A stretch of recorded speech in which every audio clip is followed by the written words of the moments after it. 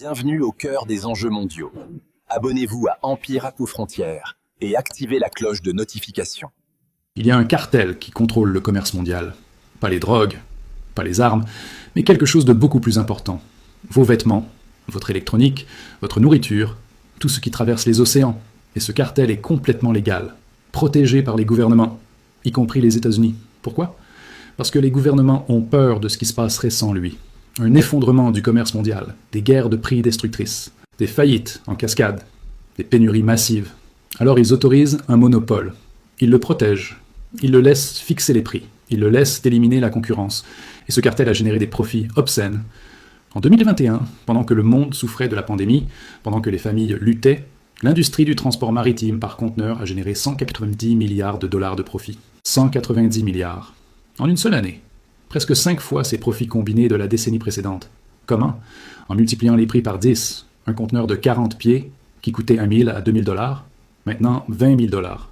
20 000 pour le même service, sur le même bateau, avec les mêmes coûts, juste parce qu'ils le pouvaient, parce qu'ils contrôlent. Et l'astuce la plus cynique, c'est légal, complètement légal, parce que le système a été conçu ainsi, il y a plus d'un siècle. Et personne n'ose le toucher, parce que casser le cartel pourrait casser le monde. Regardons exactement comment ce cartel s'est formé, comment il fonctionne, et pourquoi l'Amérique et le monde entier sont trop effrayés pour y toucher. Commençons par le problème économique fondamental. Le transport maritime a ce qu'on appelle un cœur vide économique. Qu'est-ce que ça signifie ? Les coûts fixes du transport maritime sont énormes. Construire un porte-conteneurs moderne coûte 100 à 200 millions de dollars. 100 à 200 millions, pour un seul navire. Et vous en avez besoin de dizaines pour opérer une ligne commerciale. Alors l'investissement initial est massif, des milliards. Mais une fois que vous avez le navire, le coût marginal de transporter un conteneur de plus est minuscule. Presque rien. Le carburant augmente légèrement. La main-d'œuvre reste la même. Alors si vous avez un navire qui part de Shanghai à Los Angeles, vide ou plein, le coût est presque le même. Ça crée une dynamique perverse. Dans une concurrence non restreinte, chaque entreprise a une incitation à baisser les prix. Parce que transporter un conteneur à 500 dollars est mieux que de naviguer vide, même si 500 dollars ne couvrent pas les coûts fixes. Alors les entreprises que se sous-enchérissent, encore et encore, jusqu'à ce que les prix soient en dessous du coût total, et tout le monde perd de l'argent, et fait faillite. L'astuce du cœur vide est qu'il rend la concurrence libre autodestructrice. Sans coordination, tout le monde meurt. Alors pour survivre, vous devez vous coordonner, former un cartel, fixer les prix, allouer les capacités, éliminer la concurrence destructrice. Cette réalité a été reconnue en 1916 aux États-Unis. Le Congrès a adopté le Shipping Act de 1916. Cette loi a légalisé les cartels d'expédition, explicitement. Elle a permis aux compagnies maritimes de se réunir, de fixer les prix, d'allouer les routes, de partager les revenus. Tout ce qui serait illégal dans presque n'importe quelle autre industrie. Pourquoi ? Parce que le Congrès a compris que sans cette coordination, le transport maritime s'effondrerait. Et avec lui, le commerce international. Les États-Unis dépendaient déjà du commerce. Importation, exportation. Sans transport maritime stable, l'économie souffrirait. Alors ils ont fait un calcul cynique. Tolérer un monopole pour assurer la stabilité, c'est un pacte faustien. Vous abandonnez la concurrence libre, vous acceptez des prix plus élevés, mais vous obtenez la fiabilité. Pas de faillite soudaine, pas de rupture de chaîne d'approvisionnement. Juste un cartel stable qui transporte vos marchandises. L'astuce du Shipping Act de 1916 était qu'il a institutionnalisé le cartel. Il l'a rendu légal, protégé. Et ça a établi un précédent que d'autres pays ont suivi. Parce que tout le monde faisait face au même problème. Alors tout le monde a accepté la même solution. Les cartels d'expédition.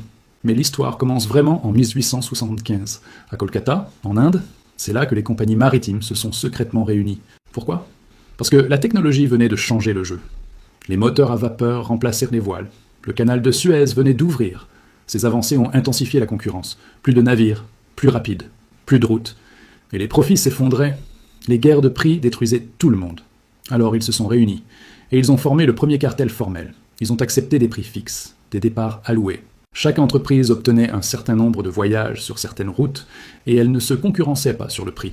C'était la naissance de la conférence maritime, un euphémisme élégant pour cartel, et ce modèle s'est répandu, globalement, sur toutes les routes commerciales majeures, Europe vers Asie, Amérique vers Europe, partout. Les conférences maritimes dominaient. L'astuce de la conférence de 1875 était qu'elle a créé un modèle, un cadre, que d'autres ont copié, et qui a duré 150 ans, jusqu'à aujourd'hui. C'est un des cartels les plus longs et les plus réussis de l'histoire, mais maintenir un cartel n'est pas facile, parce qu'il y a toujours des tricheurs, des indépendants qui refusent de le rejoindre, qui offrent des prix plus bas, qui volent les clients. Les conférences maritimes avaient une réponse brutale, les navires de combat. Quand un indépendant apparaissait menaçant le cartel, les membres de la conférence déployaient un navire de combat. Ce navire suivait l'indépendant, sur la même route, offrant le transport à des prix insoutenablement bas, parfois même gratuits. Oui, gratuits. Transportez vos marchandises pour rien. Pourquoi ? Pour détruire l'indépendant, l'indépendant ne pouvait pas concurrencer. Il perdait tous ses clients et faisait faillite. Une fois mort, le navire de combat disparaissait. Les prix remontaient et le cartel continuait. C'était de la guerre économique, légale, efficace, impitoyable. L'astuce des navires de combat était qu'ils étaient une menace crédible. Tout le monde savait que défier le cartel signifiait la destruction. Alors peu essayaient, et ceux qui essayaient mouraient rapidement. Une autre tactique était le système de rabais différé. Voici comment ça fonctionnait. Les commerçants qui utilisaient les navires de la conférence recevaient un rabais, peut-être 10% sur leurs frais d'expédition. Mais voici le piège. Le rabais n'était payé qu'après une période d'attente, peut-être 6 mois. Et seulement s'ils avaient utilisé exclusivement la conférence pendant toute cette période. Si à un moment, même une fois, ils utilisaient un concurrent, ils perdaient tout le rabais. Tout. Les 6 mois de rabais accumulés. Disparus. Alors les commerçants étaient des piégés. Ils ne pouvaient même pas se permettre de tester un concurrent, parce que ça leur coûterait des mois de rabais. Alors ils restaient loyaux. Par contrainte financière, c'était du verrouillage de clientèle. Brillant, cynique et totalement légal. L'astuce du rabais différé était qu'il créait une dépendance. Une fois que vous étiez dans le système, en sortir était trop coûteux. Alors vous restiez. Et le cartel vous tenait. Le pooling était la 3e tactique majeure. Tous les revenus d'une route commerciale étaient combinés, mis dans un pool, et divisés entre les membres du cartel selon des parts préaccordées. Disons que 3 entreprises opéraient la route Shanghai-Rotterdam. Elles acceptaient que l'entreprise A obtienne 40% du pool, B obtient 35%, C obtient 25%.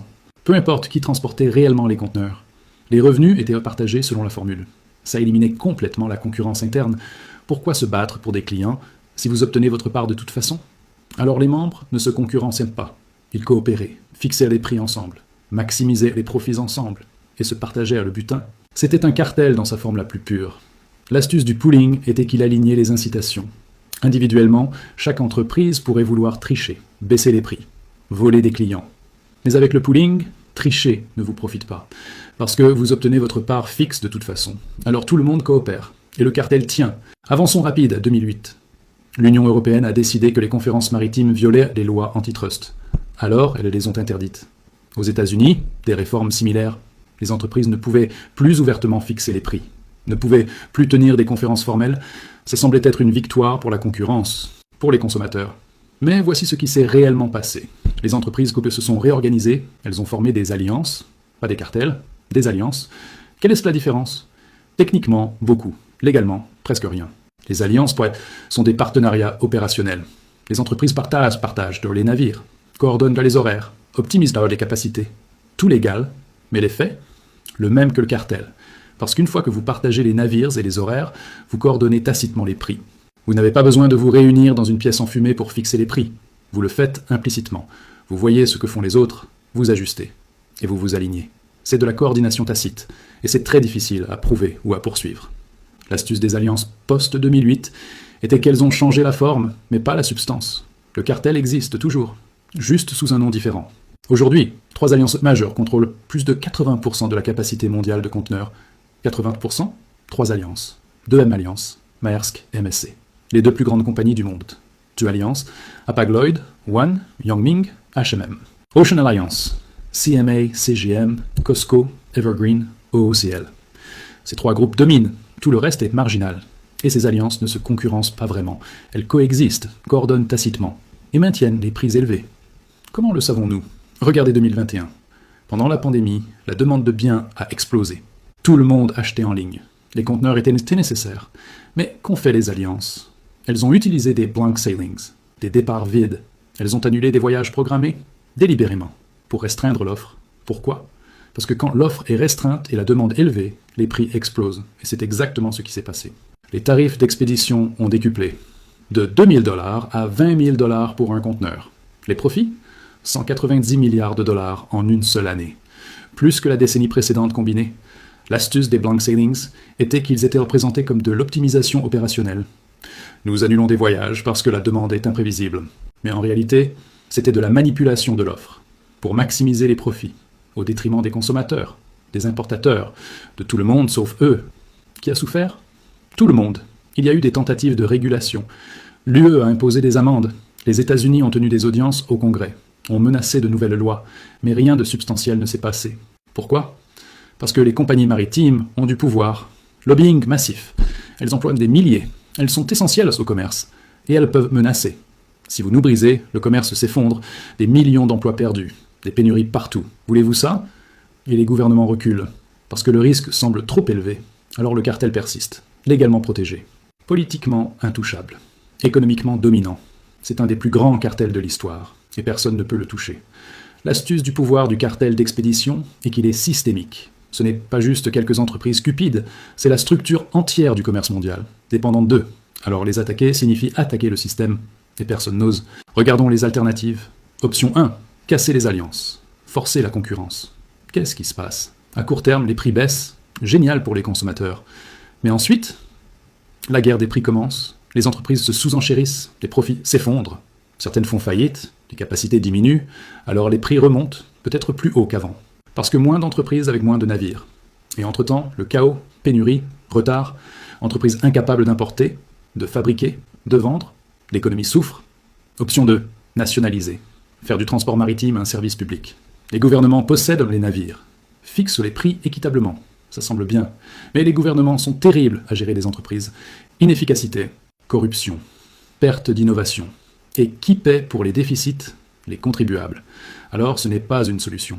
Option 3. Tolérer l'oligopole mais réguler fortement. Plafonner les prix. Forcer la transparence. Punir les abus. C'est ce que beaucoup proposent. Mais c'est difficile. Les compagnies maritimes opèrent globalement. Juridictions multiples. Comment réguler efficacement? Et elles trouveront des contournements. Toujours. L'astuce des alternatives est qu'elles sont toutes imparfaites. Il n'y a pas de bonne solution. Juste des degrés de mauvais. Alors le statu quo persiste. Parce que changer semble pire. Il y a une leçon plus profonde ici. Sur la nature du capitalisme, sur la concurrence. Nous aimons croire que les marchés libres fonctionnent toujours, que la concurrence est toujours bonne. Mais le transport maritime prouve le contraire. Dans certaines industries, avec certaines structures de coûts, la concurrence libre est destructrice. Elle mène au chaos. Alors nous tolérons les monopoles, nous les protégeons même. Parce que l'alternative est pire, c'est inconfortable. Ça contredit l'idéologie du marché libre. Mais c'est la réalité. Et le transport maritime n'est pas unique. Les services publics fonctionnent de la même manière. L'électricité, l'eau, les chemins de fer, tous ont des coûts fixes élevés et des coûts marginaux faibles. Alors tous tendent vers le monopole, et nous les régulons, ou nous les nationalisons, ou nous les tolérons en tant qu'oligopole, parce que la concurrence libre ne fonctionne pas. L'astuce du transport maritime comme cas d'étude est qu'il révèle les limites du marché libre. Parfois, l'efficacité nécessite la coordination, et la coordination ressemble au cartel. Alors nous faisons semblant que ce n'est pas un cartel. Nous l'appelons une alliance ou une conférence. Mais c'est un cartel, et tout le monde le sait. Pour les consommateurs, que pouvez-vous faire? Honnêtement, presque rien. Vous ne pouvez pas éviter le transport maritime. Presque tout ce que vous achetez a traversé un océan. Vos vêtements de Chine, votre électronique de Corée, vos meubles du Vietnam, tout transporté par les mêmes entreprises, fixant les mêmes prix élevés. Vous ne pouvez pas les boycotter, parce qu'il n'y a pas d'alternative. Vous pouvez acheter local, mais c'est souvent plus cher, ou indisponible. Alors vous payez. Et le cartel gagne, c'est frustrant. Mais c'est la réalité. La seule pression réelle viendrait des gouvernements. S'ils décidèrent d'agir, de réguler agressivement, de forcer la concurrence, ou même de nationaliser, mais ils ne le feront pas, parce qu'ils ont trop peur. Alors le cartel continue, indéfiniment. L'astuce pour les consommateurs est qu'ils sont impuissants, individuellement. Collectivement, via l'action gouvernementale, ils pourraient changer les choses. Mais ça nécessite une volonté politique, que nous n'avons pas vue en 150 ans. Alors attendez-vous à ce que ça continue. Il y a aussi une dimension géopolitique. La Chine possède maintenant COSCO, une des plus grandes compagnies maritimes, membre de l'Ocean Alliance. Elle transporte des marchandises globalement. Et elle est contrôlée par l'État chinois. Ça donne à la Chine un levier énorme. Elle peut voir ce qui est expédié, où, par qui. Elle peut prioriser ou retarder. En temps de conflit, elle pourrait couper l'expédition vers certains pays, affamer leurs industries. C'est du pouvoir stratégique, et l'Occident le sait. Mais ils ne peuvent rien faire, parce qu'ils dépendent de COSCO, de Maersk, de MSC, de toutes les grandes entreprises. Le système est tellement intégré que le découpler est presque impossible. L'astuce de la dimension géopolitique est qu'elle ajoute un autre niveau de risque. Le cartel d'expédition n'est pas juste un problème économique, c'est un problème de sécurité nationale. Et ça rend les gouvernements encore plus réticents à agir. Parce que déstabiliser le cartel pourrait avoir des conséquences géopolitiques imprévisibles. L'histoire du cartel d'expédition est fascinante, parce qu'elle dure depuis 150 ans. Depuis 1875, aucun autre cartel n'a duré aussi longtemps. Les cartels pétroliers se sont effondrés, les cartels de diamants se sont effondrés, mais le cartel d'expédition, il prospère. Pourquoi ? Parce qu'il est protégé par les gouvernements, parce qu'il résout un problème réel, le problème du cœur vide. Sans coordination, le transport maritime s'effondre. Alors les gouvernements le tolèrent, le légalisent, le protègent. C'est un pacte avec le diable. Nous acceptons l'exploitation, en échange de la stabilité. Et tant que le commerce mondial dépend du transport maritime, ce pacte tiendra. L'astuce de la longévité du cartel est qu'il est ancré dans la structure économique elle-même. Ce n'est pas juste de la cupidité, c'est des mathématiques, des économies d'échelle, des coûts fixes. Tout ça crée une tendance naturelle vers le monopole. Et lutter contre la nature est dur, peut-être impossible. Si ce message vous a aidé à comprendre comment le plus grand cartel du monde fonctionne, pourquoi il est légal, et pourquoi personne n'ose le toucher, abonnez-vous.